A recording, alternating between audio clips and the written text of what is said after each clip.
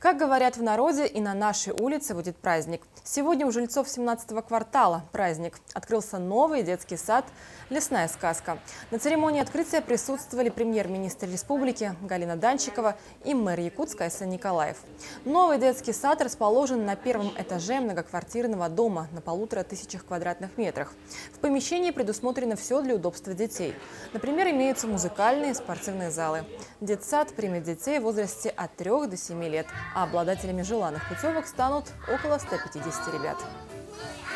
Достаточно сжатые короткие сроки, мы обязательства выполнили свои, так, и строители вот этот объект сдали.